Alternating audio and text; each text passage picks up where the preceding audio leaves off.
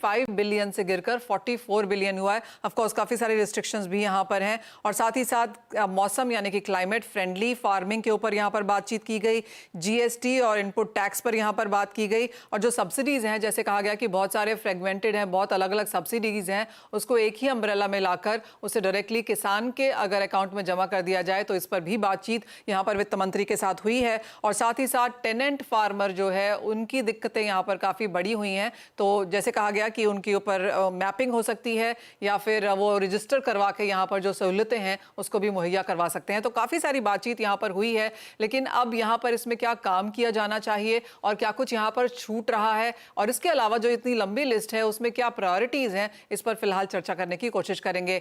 राष्ट्रीय अध्यक्ष किसान महापंचायत के रामपाल जाट हमारे साथ हैं। रामपाल जी नमस्कार, स्वागत है आपका।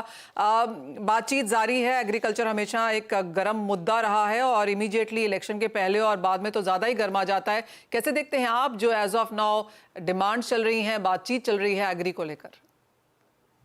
मनीषा जी, 2015 में जब प्री बजट मीटिंग थी श्रीमान अरुण जेटली साहब के साथ, तो हिंदुस्तान के किसानों की ओर से हमने पहली बात ये कही थी कि आप हमारी जो सब्सिडी पहले तो उसको खत्म करो, हमको आपसे सब्सिडी चाहिए ही नहीं। आप हमें सब्सिडी दे क्यों रहे हो? हम तो ये चाहते हैं कि आप तो हमारा जो उपज है उसके दाम देने की बात करो ना, उसके हमको पूरे दाम मिले इसकी बात करो ना, और उस पर खरीद की गारंटी की बात करो ना एमएसपी पे। तो यदि किसान की जेब में पैसा आ जाएगा तो 1964 में टीटी कृष्णमाचारी साहब ने एक बात कही थी बहुत अच्छी पूरे देश के में। उन्होंने कहा किसान की फसल की खरीद उसके खेत से हो जाए और किसान को उसकी फसल को उचित दाम मिल जाए तो सरकारों को कुछ करने की जरूरत नहीं है, किसान अपना आप कर लेगा। तो हम सब्सिडी तो चाहते ही नहीं, क्यों हमें सब्सिडी दे रहे हैं? हम तो ये चाहते हैं कि आप तो हमें अवसर दो जिससे हम हमारे उपज का मूल्य तय कर सकें। हमारे उपज का जो आप मूल्य तय करते हो, जिसको आप न्यूनतम कहते हो, न्यूनतम समर्थन मूल्य कहते हो, उसमें खरीद हो जाए, खरीद की सुनिश्चितता हो जाए। और हम तो ये जो किसान सम्मान निधि की बात है, इसके बारे में हमने सदा कहा है कि किसान का सम्मान तो उसमें है जब उसको स्वाभिमान के साथ अपनी आय बढ़ाने का मौका मिले। हम हाथ पसारने वालों में नहीं है, इसलिए हम हाथ पसारना चाहते ही नहीं। हम हैं अन्नदाता, हमारा चरित्र हम दाता का ही बना रहना देना चाहते हैं। दाता का हमारा चरित्र बना रहे, हमारा हाथ लेने की मुद्रा में नहीं देने की मुद्रा में रहे। और देने की मुद्रा के लिए जरूरी है दो चीजें, खेत को पानी मिल जाए और फसल को दाम मिल जाए। तो हम सरकार को हम सब्सिडी दे देंगे, तो सब्सिडी हम तो देने वाले, लेने वाले क्यों? तो हमारी जो उल्टी स्थिति कर दी। इसलिए ये जो जितने भी हमारे लोग हैं जो बोलते हैं सब्सिडी बढ़ाओ, हम ये कम हो गई, अरे हम सब ठीक कर लेंगे। तो पहले आप किसान को समृद्ध बनाओ, और किसान समृद्ध होगा तो हिंदुस्तान समृद्ध हो जाएगा। आपका जो ये है ना मॉडल इकोनॉमिक डिजाइन, जिसको आप कॉर्पोरेट डिजाइन कहते हो, ये कॉर्पोरेट डिजाइन सबसे ज्यादा घाटे में दे रहा है किसानों को। इसलिए उसको बदलने की बात करो ना बजट में। तो बजट लाओ नए विजन के साथ, नए उम्मीदों के साथ, जिससे हमारा देश दुनिया में नंबर 1 बने, जिससे हमारे देश के ललाट पर जो किसानों की आत्महत्याओं का कलंक है वो धोया जा सके। उसके लिए काम करो। एब्सोल्युटली है खेत को पानी और फसल को दाम देने की, इसलिए ये करो भाई। और ये जो आप सब्सिडी की बात करते हो और ये जो नीचे बताते हो कभी ऊपर हो गया आयात और कभी नीचे हो गया आयात निर्यात नीति आज भी किसानों के पक्ष में नहीं है, किसानों के हितों में नहीं है। आज भी किसानों के दामों को गिराने के लिए आयात निर्यात नीति का किसानों के विरोध में हथियार के रूप में उपयोग किया जाता है। तो हम उस उपयोग में ले रहे हैं अभी तो हमें। यदि बड़ा सा कोई दाम बढ़ेगा इसका आयात कर लो, कोई दाम घट गया तो उसको निर्यात कर दो। ये जो इनकी स्थिति है ना, इसका सरकारों की जो नीति आयात निर्यात नीति, इसको सुधारने की जरूरत है। और ये मैंने कहा, ये भारत का कृषि लागत एवं मूल्य आयोग ने भी कहा है। उन्होंने कहा है अभी वर्तमान में जो किसान के लिए जो आयात निर्यात नीति है ये उनके हित में नहीं है, उनके अहित में है। उपभोक्ता के हित के नाम पर। तो रामपाल जी, अगर रामपाल जी, आपको सुनने में बहुत मजा आ रहा है और आप बहुत स्पष्ट सीधी बात यहाँ पर कर रहे हैं और ये चिंताएं काफी समय से बनी भी हुई हैं। तो अगर आपको पूछा जाए कि अगर 3 टॉप नीतियां आप बना के दीजिए जो किसानों के एब्सोल्यूट हित में है, प्रायोरिटाइज इसको किया जाए, लॉन्ग टर्म के हिसाब से इसको बताया जाए, तो आप क्या कहेंगे?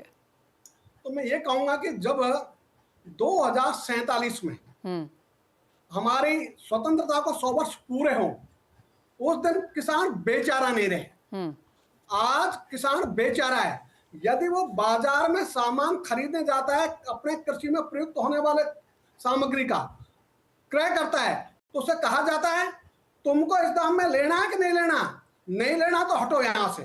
जब अपनी उपज बेचने जाता है बाजार में, उसे कहा जाता है तुमको बाजरा 1200 रुपए में देना है कि नहीं देना है, नहीं देना तो हटो यहां से। तो आज ये जो हम बेचारापन है, पहले हम चाहेंगे 1947 में किसान बेचारा नहीं रहे जी। ये जो बेचारापन है, इसका कारण है उद्योग जगत के अधीन है भी कृषि जगत। आज जितना भी कृषि में जो लाभ होता है वो किसको जा रहा है? खाद कंपनी, बीज कंपनी और ये आपका ट्रैक्टर कंपनी। हम चाहेंगे ये सारे सामान जो कृषि में प्रयुक्त होने वाले हैं, चाहे खाद हो, बीज हो, कीटनाशक हो, इनका सबका उत्पादन गांव में हो और उत्पादन के लिए प्रशिक्षण सरकार दे। ये काम करो ना, तो हम तो खुद ही बना लेंगे। जब किसान आत्मनिर्भर था, कृषि में स्वावलंबन था, तो किसान सुखी था जी। जैसे ही हमारी कृषि परावलंबी हुई, हमारी कृषि में परस्पर पूरकता समाप्त हुई, हम दुखी हो गए। आज चारों तरफ सड़कों पर देख लो, आपको गोवंश मिलेगा।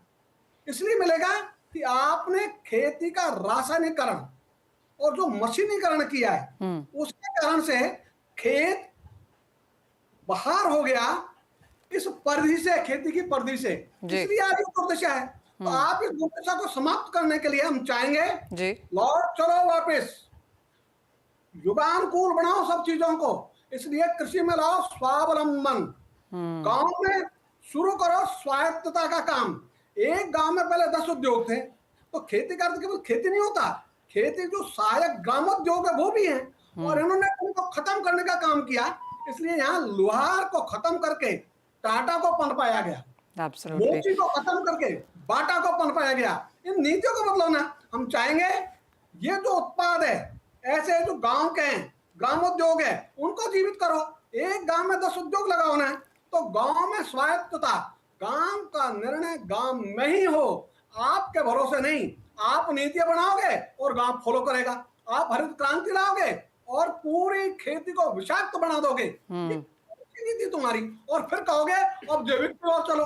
तो तुम्हारी नीतियां ये पेंडुलम की तरह है, एक तरफ जाएगी फिर वापस लौटेगी। तो इसलिए आप दीर्घकालीन सोचते नहीं हो। तो हम तो ये सोचते हैं इस बार का बजट 2047 में किसान नहीं रहे, उसका बेचारापन खत्म हो। एब्सोल्युटली रामपाल जी, आपकी बात बिल्कुल सही है कि 2047 तक ऐसी स्थिति ना हो जो एज ऑफ नाउ यहाँ पर है। और जैसे आपने कहा कि काफी कुछ यहाँ पर एट फार्म गेट अगर हो जाए, जो काफी समय से बातचीत भी है, तो काफी बेहतरीन होगा। कुछ और व्यू पॉइंट्स भी ले लेते हैं। सुनील बलदेवा जी, काफी सारी बातचीत यहाँ पर आज फाइनेंस मिनिस्टर के साथ हुई है। ऑफकोर्स रामपाल जी ने काफी वैलिड पॉइंट्स वहां पर किसानों के समक्ष भी यहाँ पर रखे हैं। आपको क्या लगता है? और सीधे पॉइंट पे ही आ जाते हैं कि अगर आपको कोई 3 चीजें लगती हो जो वित्त मंत्री को, फूड मिनिस्टर को, कंज्यूमर अफेयर मिनिस्टर को फिलहाल देखनी चाहिए जब वो एग्री और किसान से संबंधित है, तो क्या होना चाहिए? एग्रीकल्चर सेक्टर के मेन 3 पार्ट हैं, किसान, इंडस्ट्री और उपभोक्ता। तीनों पार्ट के बीच में सामंजस्य बिठाने के चक्कर में दीर्घकालीन नीतियां नहीं बन पा रही है। केवल मैं एक रामपाल जी के इस बात से मैं हमेशा सहमत रहा हूं, लेकिन जहां तक दीर्घकालीन नीति बनाई और उस पे किसानों को नहीं समझा पाए, इसलिए वो दीर्घकालीन जो है नीति लागू नहीं हो पाई। इसका भी एक दूसरा पहलू है कि हम आज भी हम एग्री सेक्टर के ग्रोथ रेट को बढ़ाने के लिए बात कर रहे हैं, केवल आज भी हम किसानों की इनकम बढ़ाने के लिए बात कर रहे हैं, आज भी हम एक्सपोर्ट कैसे बढ़े इसके लिए बात करता हूं। मैं एक छोटा सा उदाहरण दूंगा आपको। जब हमारे पास येलो पी ज्यादा होगी, हमने उसको खोल दिया, जब होने लगेगी तो हम उसको कहेंगे एक्सपोर्ट कर दें। ऐसा एक्सपोर्ट का मार्केट भी नहीं रहता है। एक्सपोर्ट का मार्केट यदि एक आपके हाथ से निकल गया तो उसके बाद हम एक्सपोर्ट के मार्केट को दोबारा नहीं ले सकते। प्रेम जी भी हमारे साथ लाइन पे है, शायद वो चावल पे बहुत अच्छे से बताएंगे। यदि हम चावल के मार्केट को यदि हमने जल्दी से नहीं खोला तो हम शायद चावल का मार्केट भी आगे जाके खो देंगे। हमने दालों का मार्केट भी खो दिया है, एक्सपोर्ट का बहुत बड़ा मार्केट खो दिया है। मैंने पहले भी कहा कि हमने दीर्घकालीन योजना नहीं होने से हमारी जो दाल मिलें जो है वो बर्मा में लग गई है, दुबई में लग गई है, कई देशों में लग गई है और वहां से एक्सपोर्ट होने लग गया है। पी प्रोटीन की जो बड़े बड़े प्लांट है वो आज कनाडा लग रहे हैं और ऑस्ट्रेलिया लग रहे हैं, इंडिया में नहीं लग रहे, जबकि सबसे ज्यादा मूंग हमारे यहाँ होती है। सबसे ज्यादा प्लांट हमारे यहाँ लगने चाहिए जी। तो दीर्घकालीन नीति में हमें ये सारी चीजें रखनी पड़ेगी कि हम इंपोर्ट और एक्सपोर्ट को एक दीर्घकालीन नीति के तहत जोड़ के रखते हैं कि इस भाव से ऊपर जाएगा तो ही हम इंपोर्ट करेंगे, नहीं तो नहीं करेंगे, और इस भाव से नीचे जाएगा तो हमारा एक्सपोर्ट फिर भी रहेगा लेकिन एक सीमित मात्रा में हमारा होता रहेगा। यानी कि दूसरी एक मैं सबसे बड़ी बात करूंगा, जो हमारी खेती से लेके मंडियों तक माल पहुंचता है उसकी जो छिजत होती है वो करीबन 6% होती है। उस छिजत को यदि हम कम कर लें, उस लॉस को हम कम कर लें, तो हमारे को करीबन 20 लाख टन दालों का, मैं केवल दालों की बात कर रहा हूँ, 20 लाख टन दालें हम केवल प्रोडक्शन बढ़ा सकते हैं। जितना हमारा खेत में पैदा हो रहा है उतनी यदि मंडियों में हम पहुंचने की व्यवस्था कर लें तो हमें इंफ्रा को अच्छा बनाना होगा, हमें किसान को एजुकेट करना होगा, हमें हमारी जहां पे हमारा एम्बेसी है वहां पे हमें डिपार्टमेंट बनाना होगा, एक कॉमर्शियल डिपार्टमेंट, जो वहां की चीजों, वहां क्या चीज की आवश्यकता है उस देश में और उस देश के किसान क्या कर रहे हैं, उस देश के किसानों की और वहां की आवश्यकता को यहाँ के किसानों को एजुकेट करे, यहाँ के किसानों को बताए। इस चीज को हमें बढ़ाएंगे तो मुझे नहीं लगता, जैसे रामपाल जी बोले, हमें किसानों को कुछ देने की जरूरत नहीं रहेगी, हमें इंडस्ट्री को भी बहुत कुछ देने की जरूरत नहीं रहेगी सब्सिडी, हमें केवल इंडस्ट्री को और किसानों को एक दीर्घकालीन नीति देनी है जिसके लिए हमें काम करना होगा जी। तो क्लियरली एग्रीकल्चर इंफ्रास्ट्रक्चर काफी इंपॉर्टेंट है यहाँ पर और एक्सपेक्टेशन यही है कि इस बार हम सरकार से इसके ऊपर कुछ सुनते हुए नजर भी आएंगे और साथ ही साथ long term import export dynamic price fix करके अगर कर लें तो वो नीजर्क पॉलिसीज शायद अब आगे बनाने की जरूरत ना पड़े। प्रेम गर्ग जी, हम आपके पास लौटेंगे लेकिन एक छोटे से ब्रेक के बाद आपसे भी जानना चाहेंगे क्योंकि चावल को लेकर भी यहाँ पर काफी सारी मीटिंग्स हैं, आप उसका पार्ट भी थे, लेकिन इस छोटे से ब्रेक के बाद लौटते हैं। Thank you.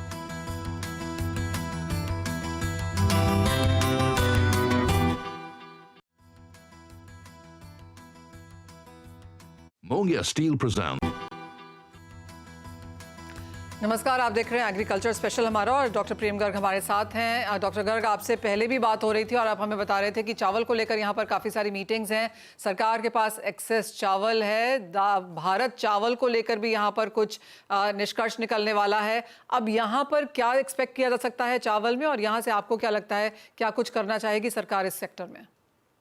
जैसे मैंने पहले आपको लास्ट इंटरव्यू के अंदर आपको बताया था, जो अपनी मीटिंग हुई थी तो उसके अंदर भारत राइस को लेकर हमने डिमांड की थी गवर्नमेंट से कि लॉन्ग टर्म के अंदर एक पॉलिसी बनाई जानी चाहिए। जैसे भारत राइस इलेक्शन से पहले 3 महीने के लिए खोला गया, दालें की गई भारत ब्रांड के नाम से, आटा किया गया, तो हमारी गवर्नमेंट से डिमांड थी कि इसको लॉन्ग टर्म एक बनाई जाए, क्योंकि किसी भी सिस्टम को लॉन्ग रन के अंदर एक छोटे लेवल के ऊपर जाने के लिए कंज्यूमर तक पहुंचने में टाइम लगता है, सिस्टम को बनाने में व्यापारी को टाइम लगता है। तो उसको मानते हुए गवर्नमेंट ने, जैसा अब सुनने में आया है कि कल ही भारत राइस की स्कीम को अगले 6 महीने के लिए बढ़ाने की परमिशन जल्दी ही मिल जाएगी और उम्मीद है कि अगले 15 दिन के अंदर ये वापस भारत राइस को चालू किया जाएगा और आटे के अंदर भी सेम पॉलिसी कंटिन्यू गवर्नमेंट करने जा रही है, जिससे कि मार्केट के अंदर उपलब्धता एक कंज्यूमर तक सेम 29 रुपए के अंदर भारत राइस, 27.5 रुपए के अंदर आटा सभी को मिले। तो इसी के साथ में हम एक्सपोर्ट के अंदर डिमांड करते हैं कि यदि गवर्नमेंट जैसे बात कर रही है कि 18 मिलियन टन हमारे पास अभी एक्सेस राइस है और जिसको मार्केट में सेल करने के लिए यदि एथनॉल की बात करें, गवर्नमेंट का डर है कि एथनॉल को हम कैसे देंगे, जो इतने प्लांट लग गए हैं, जो एथनॉल के अंदर यदि ब्रोकन को हम लोग आज कंज्यूम करने के लिए देते हैं तो ब्रोकन का एक्सपोर्ट को फ्रीली एक्सपोर्ट ना खोले पर व्हाइट राइस को एक्सपोर्ट जाने दे।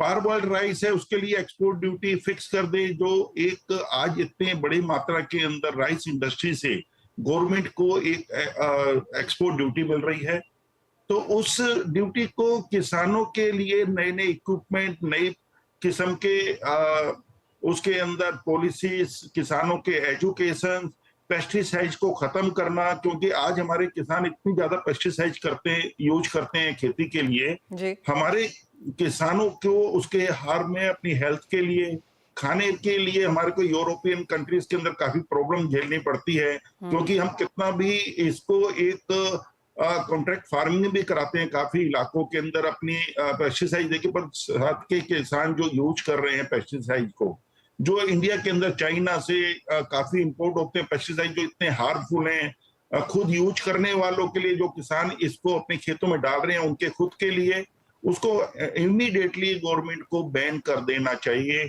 और इतना बढ़ावा देना चाहिए कि हम बगैर पेस्टिसाइड की खेती को करें। और इसको यूरोपियन कंट्रीज में, यूरोप के अंदर हम वैल्यू एडिशन कर सकते हैं, जो किसानों को उनकी फसल का 2 से 3 गुना दाम हम एक्सपोर्टर्स देने के लिए तैयार हैं और गारंटी करते हैं यदि इस पॉलिसी के ऊपर गवर्नमेंट चले, हम किसानों की आय 3 गुना करने की एक गारंटी दे सकते हैं अपनी फेडरेशन की तरफ से अगले आने वाले 3 साल के अंदर। राइट, तो क्लियरली काफी सारी गारंटीज फिलहाल यहाँ पर आती हुई, लेकिन एक बहुत क्विक सवाल डॉक्टर गर्ग, और ये है कि जहाँ तक जो आपने एक्सपोर्ट की यहाँ पर बात की है और जैसे आपने कहा कि खोल देना चाहिए व्हाइट के लिए, पारबॉल के लिए कोई ड्यूटी यहाँ पर लगती रहे, क्या इसके ऊपर भी कुछ आता हुआ बहुत जल्द हम सुनेंगे?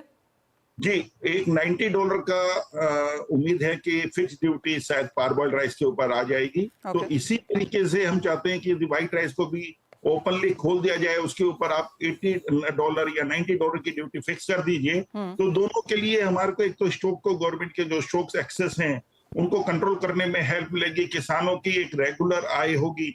और जैसे अभी हमारे सुनील बलदेवा जी वो बात कर रहे थे कि जैसे मटर के इंपोर्ट्स के अंदर है, क्योंकि हमारी जो फेडरेशन अभी सिर्फ राइस के ऊपर काम नहीं कर रही है, जितने एग्रीकल्चर प्रोडक्ट है उसके ऊपर, आज दालों के ऊपर या वीट के ऊपर भी काम करती है।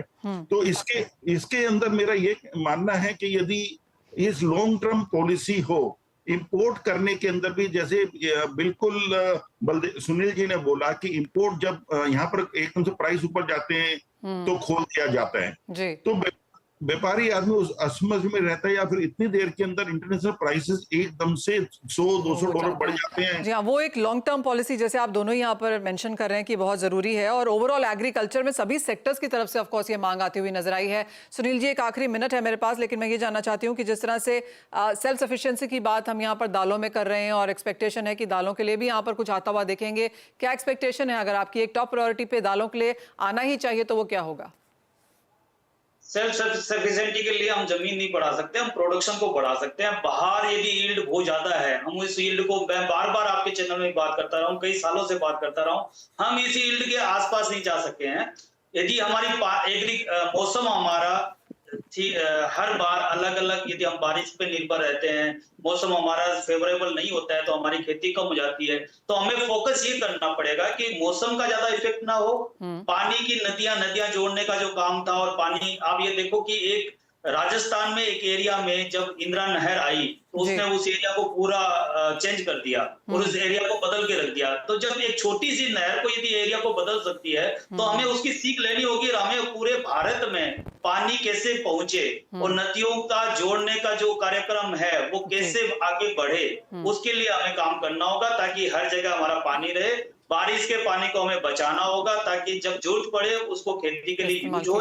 उसके अलावा जैसा मैंने पहले बताया कि हर एम्बेसी में हमें एक कॉमर्शियल डिपार्टमेंट खोलना होगा ताकि वो वहां पे, जैसे पेस्टिसाइड का प्रेम जी बता रहे थे, पेस्टिसाइड की दिक्कतें ना हो, वहां पे कौन सा माल चलता है, कौन सी पेस्टिसाइड ना देने से वो माल वहां बेच पाएंगे, कौन सी कंट्री में किस माल की जरूरत है, वो सारी चीजें जो है हमारे वो डिपार्टमेंट जो है किसानों को एजुकेट करे, सरकार को एजुकेट करे ताकि आगे जाके उसी चीज की खेती होए और उसी चीज को हम उगाए ताकि हम ज्यादा उसको एक्सपोर्ट कर सके और भाव ले सके। जी हाँ, और मैं आपकी सुनील जी एक बात से बिल्कुल सहमत हूँ कि हम काफी सालों से ये कंटिन्यूसली बातें करते जा रहे हैं, लेकिन आशा यही है कि इस बार ये गो थ्रू हो जाएंगी। आप सभी ने बहुत स्ट्रांगली अपना पक्ष यहाँ पर रखा है और आशा है कि सरकार इसे सुनेगी और हम इस तरफ यहाँ पर काम होता हुआ भी देखेंगे। लेकिन बहुत शुक्रिया आज हमारे साथ यहाँ से समय बिताने के लिए और उन सभी चीजों पर बात भी करने के लिए। इसी के साथ फिलहाल मुझे दीजिए इजाजत, लेकिन आप बने रहिए CNBC आवाज पर।